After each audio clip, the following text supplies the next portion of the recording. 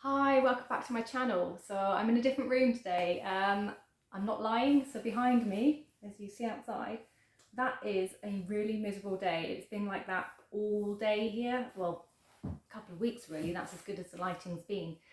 So I've come out to try and get better lighting for the video, but it's not a whole lot better. It's still very artificial. Anyway, today is my video reply to Ethony's 31 Days Tarot. I think this is day 5 that I'm filming. I've kind of lost track because I'm doing it in weeks, and this is my most used deck for 2020. So I have 3 decks in front of me, all very similar, but these are the most used because these are the ones I go back to as my study decks when I'm learning a new technique, or when I did courses and things. These are the ones that I pull out because these are the ones that most people talk about. So the first one that I purchased as a study deck was the Ciro Marchetti Gilded Tarot, or Gilded Royale Tarot. His artwork is beautiful, and I think this is also the same deck that comes in on Amazon. I think it's called the Easy Tarot, which is the yellow box with the yellow book. I think basically it's the same deck because the images are very similar to the one that my friend was using when we were practicing with each other.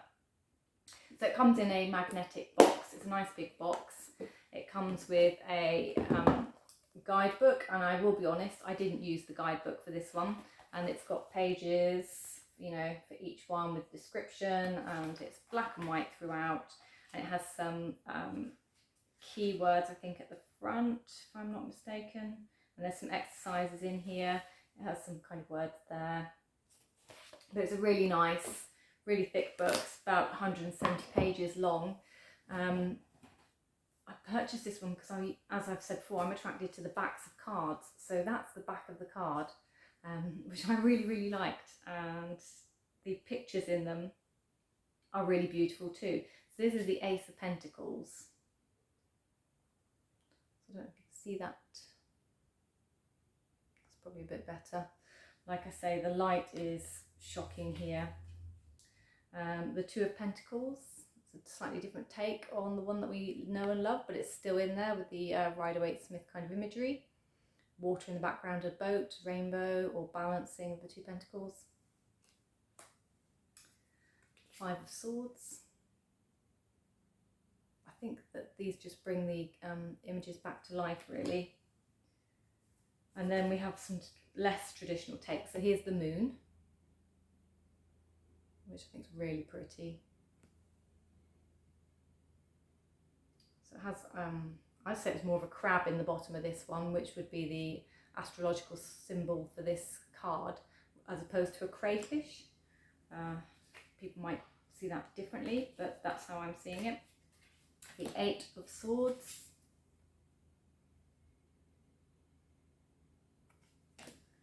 And let's find one more. Let's see, the Fool. That's a nice one to look at. And there's the Fool. So yeah, the images are beautiful and bright in this deck, which is what I liked about them. And it was one of the ones that started drawing me to colours of decks, and intuitively taking me to other parts of the deck and other meanings rather than just standard textbook. So that's the Gilded Royale. The second deck that I worked with a lot was the Little Tin Radiant Tin. Is it Radiant Rider-Waite Tarot? So this one, because it's nice and small, it's a US Games published. I have done a flip through on this one. It's got nice backs. They are very small. It's a miniature deck. And as you'd expect, it's really standard images. So there's your Five of Swords. Don't know why my camera's not focusing. Hopefully it's not going to do that all the way through. I think these are kind of in a bit more order for use. Ten of Cups.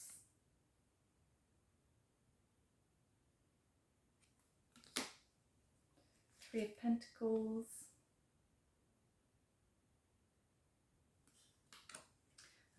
High Priestess.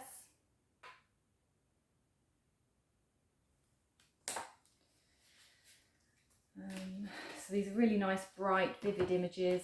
We've got Nine of Pentacles.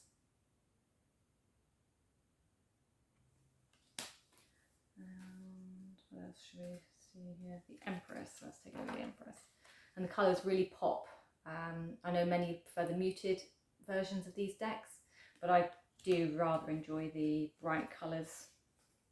There's lots of yellows, or to me it feels like there's a lot of yellows being the radiant. I guess that makes sense. And there's your Magician. So that's my second most worked deck for learning. Needless to say, this is the deck that most courses refer to when they're teaching you things, and that's the reason why I go back to them, because it's just the most common one to get hold of, basically, so everyone kind of refers back to it. So yeah.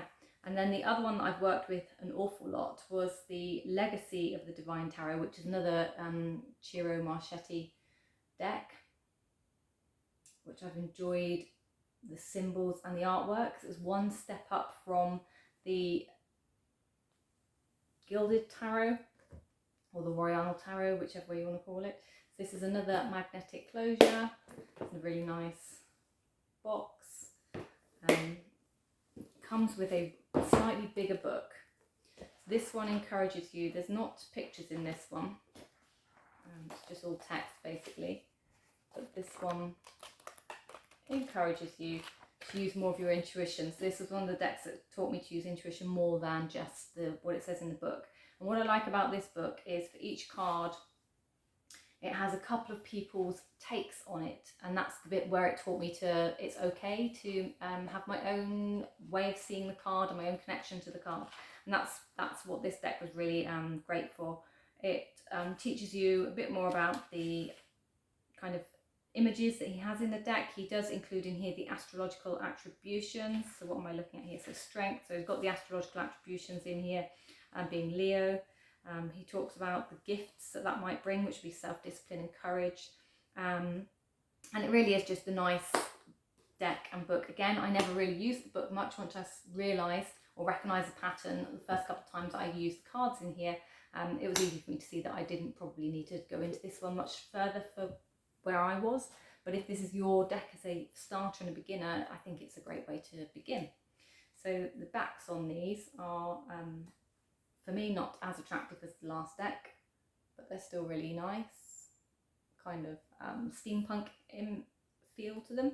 I actually edged this deck, so I've done it in a metallic, it's not showing up very well, is it? Metallic-y rose gold or pink. And let's just go to the cards. So this is the Knight of Swords. The knights are all masks.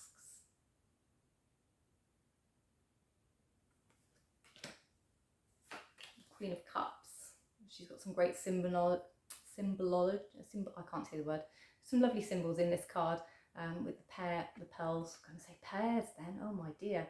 The pearls and the fish around her, the water in general, and yeah, as I say, the book then tells you a bit more about that if you want to know. So we have Ace of Swords, isn't it? Yeah. Talking and not paying attention. The World card in this is basically the Jester, or the Joker, the Fool, at the end of his journey. So this is him at the end of his journey with all his like boxes that were floating around him at the start of his journey. The King of Wands. This one's a really good card.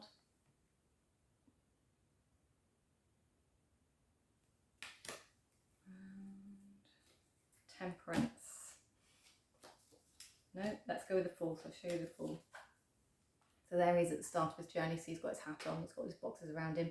When you saw him in the World card, he had his hat off and he'd kind of grown up a little bit and his boxes were sort of complete. Who else should we, let's just, so the Four of Swords. Quite serene one. Trying to get the gist of his artwork. Here's the Empress. So there's loads of kind of fertility references in this card, lots of nature, and there's kind of gateways. So you see the gateways in the background. So to me, they kind of show when you're ready to move on to the next stage of life, another chapter. That's how I personally am interpreting the gateway cards. Just trying to see if I could find. Probably missed it. I was just wondering if I had the Eight of Swords in here, because that was really interesting. Two of Cups.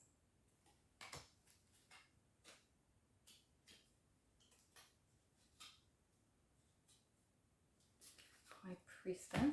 She's a nice card.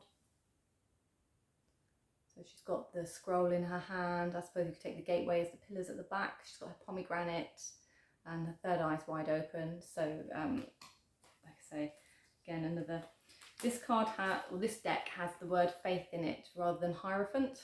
So that's just kind of a swap out from what others might be used to seeing. And there's the Ten of Swords. Found them, there we go. Ten of Swords, which is a little bit less bloody than the one where he's got them all in his back. And that's the Eight of Swords, so she's kind of like entangled on a web there. So I think, to me, that one reads a bit better for me. But yeah, so I find the artwork in these amazing. I do like Ciro's decks. Two of Swords. I may have mentioned before, I am actually a fan of the swords, and she's got like her Libra sign on there, so for balance. I do like his artwork. I'm a fan of his decks. These are the only two tarot decks I have. I do have his Lenormand, but I can't work with that. I don't get the way it works. It doesn't work for me. Anyway, so those are my decks. What ones do you use as your starter decks or your most used decks? Do you have a study deck that you always go to when you're learning new tips, tricks, techniques, or starting courses? Or do you just go with what you have, go with the flow? If you like what you're seeing and hearing, please do like and subscribe to my channel. Do give me a comment, and don't forget to touch the bell. Apparently that's really important, so then you get your notifications when I've uploaded more content. And I look forward to interacting with you. So thank you for joining me. Goodbye.